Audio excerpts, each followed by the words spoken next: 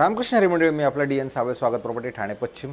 खरं तर आज मी खूप सुंदर घर दाखवतोय। ज्या मंडळींना खूप वरती फ्लोअरला जायचं नाही, लोअर फ्लोअरलाच घर हवं आहे, बाल्कनी पाहिजे, थोडक्यात तर ही मोठी चांगल्या पद्धतीची बाल्कनी असेल।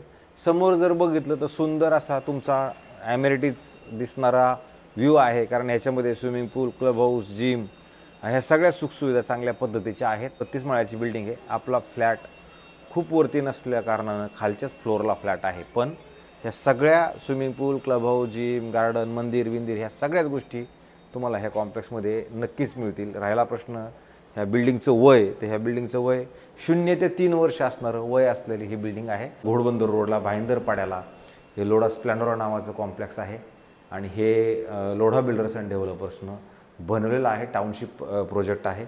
घर चांगलं मोठं, प्रशस्त आणि पद्धतशीरपणे आहे।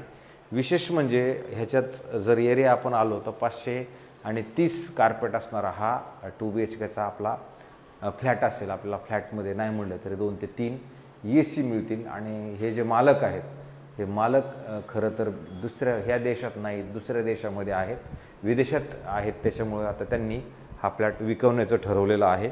आणि जर फ्लॅटचं जर आपण कंपासद्वारे जर दरवाजावरून विचार केला की बाबा याचं काय परिस्थिती आहे, तर सध्या बाहेर जाताना ईस्ट आहे, आतमध्ये येताना वेस्ट असणार आहे। म्हणजे तुम्ही ज्यावेळेला घराच्या बाहेर जाणार आहात त्यावेळेला ईस्ट आहे, सूर्य ह्या साईडला आणि पश्चिम त्या साईडला। बाहेर आल्यानंतर तुम्ही बघू शकता 2 फ्लॅट ह्या साईडला आहेत, अधिक 2 फ्लॅट त्या साईडला आहेत। लिफ्टचं जर बघितलं तर 1, 2 अशा आणि 3 टोटल 3 लिफ्टचं मात्र प्रावधान आहे। आणि समजा ह्या लॉबीमध्ये जर आपण आलो तर ह्या साईडला पण काही घर आहेत, त्या साईडला पण घरं आहेत। तर ही सगळ्यात शेवट झालेली बिल्डिंग आहे। त्याच्यामुळे 0 to 3 इयर्स म्हणून तुम्हाला मी सांगितलं की ही बिल्डिंग 0 to 3 इयर्स असणार आहे। 2 घराच्यामध्ये जर जागा बघितली तर तुम्हाला एवढी मोठी जागा आहे, जी बघू शकते। ह्या साईडला एक घर आहे, ह्या साईडला एक घर आहे। अशी पद्धतशीरपणे जागा मात्र तुम्हाला तुमच्या घरापुढे मिळते। घरामध्ये ज्यावेळेला तुम्ही एंट्री करणार आहात त्यावेळेला तुम्ही बघू शकता, जर तुमचं जर घर बघितलं तर तुम्हाला जाणवेल की खरोखर खूप मोठं आणि खूप प्रशस्त असं घर आहे। कारण ज्यावेळेला तुम्ही ह्या घरामध्ये पूर्णपणे एंट्री करता तर ह्या साईडला तुम्हाला प्रॉपर डायनिंगसाठी स्पेस आहे आणि इकडे तुम्ही बघू शकता इथे ह्या मालकांनी झुला लावून ह्या पद्धतशीर साईडला ह्या साईडला इथपर्यंत जरी आलात, इथपर्यंत येऊन परत तुम्हाला प्रॉपर मी सांगितले त्याप्रमाणे ही बाल्कनी वापरायला मिळते। आणि जी वापरती बाल्कनी आहे, म्हणजे नुसती स्टँडिंग बाल्कनी असं नाही, प्रॉपर वापरायला मिळेल अशी ही बाल्कनी मिळते। आणि बाल्कनीतनं जर बघितलं तर तुमच्या असणाऱ्या ॲम्युनिटीज मात्र तुम्हाला सगळ्या तुमच्या घरामध्ये दिसतात। नुकताच इथे जो गरबा वगैरे व्हायचा, देवीचं दर्शन जे व्हायचं, तर ते तुम्हाला तुमच्या घरामधनं मात्र दिसायचं। त्या चोफळ्यावरून बसून तुम्ही मात्र त्या सगळ्या गोष्टींचा आनंद घेऊ शकत होतात। अशाच पद्धतीचा हा फ्लॅट आहे। तर हा फ्लॅट असा वापरलेला नाही आहे, खूप सामान विमान आणून ठेवलं होतं, कधीतरी येणं आणि कधीतरी राहणं, अशाच पद्धतीचा खरं तर हा फ्लॅट आहे।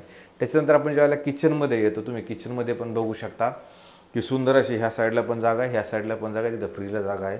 त्याच्याही नंतर ड्राय बाल्कनीसाठी परत खूप मोठी जागा आहे, जिथे तुम्ही तुमचे कपडे वाळवणे घालणं म्हणा किंवा हे वॉशिंग मशीनचं पॉईंट वगैरे त्या सगळ्या गोष्टी प्रॉपरली ते सेट होणार आहेत। अशाच पद्धतीचं तुम्हाला इकडे जागा नक्की मिळते।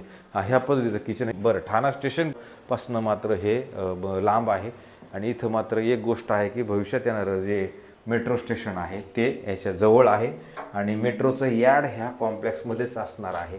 अशा पद्धतीचं तुम्हाला हे वॉशरूम, कॉमन बाथरूम, टॉयलेट आहे, सुंदर चांगल्या पद्धतीचं। नंतर याच्यातनं ज्यावेळेला आपण बाहेर येणार आहोत त्यावेळेला जस्ट त्याच्या अपोजिटला जर आपण आलो तर इथे तुम्हाला परत एक कॉमन बेडरूम आहे। बेड लागलेला आहे। बेड लागल्याच्या नंतर इकडं 3 फूट जागा, ह्या साईडला 2 फूट जागा, अधिक चांगल्या पद्धतीचं कडाप्पा लावून ठेवलेलं हे तुम्हाला एक हे आहे, कपाट बनवण्यासाठी जागा। इथे येऊन फक्त आपल्याला ह्याचं काम करावं लागेल, म्हणजे ह्याला लावून हे घ्यावे लागतील लाकडाचे सगळे। आणि इकडं परत तुम्हाला क्रॉस व्हेंटिलेशन, संध्याकाळची हवा तुम्हाला ह्या घरामध्ये चांगलं येईल, ऊन पण संध्याकाळचं तुम्हाला ह्या घरामध्ये येईल, कारण की पश्चिम दिशेला हा याचा असणारा दरवाजा आहे। ह्याच्यात हिताची कंपनीची एक ऑलरेडी AC पण तुम्हाला मिळणार आहे। अशा पद्धतीचं हे तुमचं पहिलं बेडरूम होतं। त्याच्यानंतर आपण आता सेकंड बेडरूमला जातो आहे। सेकंड बेडरूमला पण ज्यावेळेला आपण जाणार आहोत त्यावेळेला इमिडिएटली समजा जर दरवाजा ओपन आपण केला तर इमिडिएटली तुम्हाला एक कपाटाचं प्रावधान आहे, जे कपाट तुमचं इथपर्यंत आहे, याला पण कडापे वगैरे सगळं लावलेलं आहे। झाकून घेण्यासाठी लाकडाचा आपल्याला प्रबंध करून कपाट बनवावं लागेल, अशा पद्धतीचं आहे। इकडं का क्रॉस व्हेंटिलेशनसाठी ऑलरेडी खिडकी आहे, त्याच्यानंतर हे तुमचं इकडे अशा पद्धतीचं मोकळे फक्त बेड राहू शकता, अशा पद्धतीचं बेड तुमचं इकडं तुम्ही ठेवू शकता.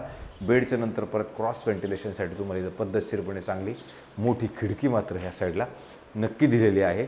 इकडनं पण तुम्हाला संध्याकाळची हवा आणि संध्याकाळचं ऊन हे मात्र येणार आहे. आणि आत्ता सध्या घोडबंदर रोडला ट्रॅफिक आहे, मीही हे मान्य करतो, कारण की ट्रॅफिक घोडबंदर रोडला आहे. राहिला प्रश्न इकडे पाण्याचा, तर पाण्याचा प्रॉब्लेम सध्या नाही आहे. याच्यात पाण्याचा प्रॉब्लेम पहिला होता, पण पाण्याचा प्रॉब्लेम आत्ता नाही आहे. लाईटीचा पण प्रॉब्लेम नाही आहे, पण लिफ्टला पॉवर बॅकअप आहे, फ्लॅटला पॉवर बॅकअप नाही आहे. परत इथे जर आपण आलो तिथं वॉशरूम बाथरूम टॉयलेट एक तुमचं आहे, जे इकडं हेही मोठं आणि प्रशस्त आणि चांगल्या पद्धतीचं नक्की आहे. आता याचा मेंटेनन्सचा जर आपण विचार केला तर साधारणतः 6,000 रुपये मेंटेनन्स ह्या 2 BHKचा फ्लॅटचा असणार आहे. बिल्डिंगला OC CC किंवा सोसायटी त्या सगळ्या गोष्टी झालेल्या नक्की आहेत. मात्र इकडे एका साईडला हे कॉम्प्लेक्स आहे, कोणाची हंकी पंकी नक्कीच नाही. पलीकडे गेलं तर खाडी आहे, शेजारी गेलं तर डोंगर वगैरे पण आहे. मेट्रो स्टेशन मात्र याला लागून आहे. 1 वर्षभर त्रास मात्र येईल थोडासा, जाणे येण्याचा जो आहे तो नक्की असणार आहे. पण आता बजेटही ॲडजस्ट करायचं आहे, कार्पेट पण ॲडजस्ट करायचं आहे, बाल्कनी पण ॲडजस्ट करायची आहे. सगळ्याच गोष्टी जर ॲडजस्ट करायच्या म्हणलं तर थोडासा त्रास आहे. तर ज्या मंडळींना ह्या सगळ्या ॲडजस्टमेंट होणार आहेत आणि आपल्याला तात्पुरतं 1 वर्षभरासाठी आपण ह्या सगळ्या गोष्टी मॅनेज करू शकतो आणि आपलं भविष्य व्यवस्थित घडवायचं असेल तर मला असं वाटते त्यांच्यासाठी एक पर्याय हा असू शकतो. कारण वर्षभरात तर मेट्रो चालू होईलच कोणत्याही कारणास्तव. तर मेट्रो एकदा चालू झाल्यानंतर हे सगळ्या बाकीच्या गोष्टीच्या प्रॉब्लेम्स आहेत ते संपून जातील आणि मग काही अडचण राहणार नाही आहे. तर अशाच लोकांसाठी हे घर उपलब्ध. आत्ताही लोक राहतात, असं नाही की लोक राहत नाहीत, लोक जात आहेत, लोक येत आहेत. असं नाही की हे कॉम्प्लेक्स पूर्णपणे बंद पडलेलं नाही तर कोणीच राहत नाही. जर तुम्ही बघितलं एवढं मोठं टाउनशिप असूनसुद्धा सगळ्या फ्लॅटमध्ये लोक राहत आहेत. म्हणजे हे लोक राहत आहेत म्हणल्यानंतर बाकीचे लोक पण राहू शकतात. जे ॲडजस्टमेंट करायचे ते ॲडजस्टमेंट करू शकतात. कोणीच राहत नाही असं तर नक्कीच नाही. बिल्डिंग खंडर झाले, बिल्डिंग अशीच मोकळी पडली असं तर नक्कीच नाही. भले ट्रॅफिक असेल, सगळ्याच गोष्टी असतील, पण आपल्याला बजेटही ॲडजस्ट करायचं, आपल्याला सगळ्याच गोष्टी ॲडजस्ट करायच्या म्हटल्या तर इथं लोक राहत आहेत. तो त्रास थोडा बहुत जो काय असेल ते काढीत पण आहेत. हे जे मालक आहेत ह्या मालकांनी सध्या ह्याची कोट करताना 1 करोड रुपये केलेली किंमत कोट आहे आणि निगोशिएबल असणारी ही किंमत असणार आहे. इथेच आपल्याकडे 770 कार्पेटचे पण 2 BHK फ्लॅट आहेत जुन्या बिल्डिंग्समध्ये. तर तिकडे जर आपण गेलो तर साधारणतः 85 ते 90पर्यंत आपल्याकडे तिकडे फ्लॅट आहेत. ही बिल्डिंग थोडी नवी असल्या कारणाने ह्या मालकाने 1 करोड रुपये ह्याची किंमत ठेवलेली आहे. अशाच पद्धतीचे नवे जुने आणि वेगळ्या पद्धतीचे घरं दाखवण्याचा आपला कार्यक्रम रोजचा आहे आणि त्यालाच हे माझे सबस्क्रायबर्स लोकांचं माझ्यावरती खूप प्रेम आहे, बघणाऱ्यांचं पण खूप आहे. ज्या लोकांनी सबस्क्रायबर्स केलं नाही त्यांनी सबस्क्रायबर्स करा.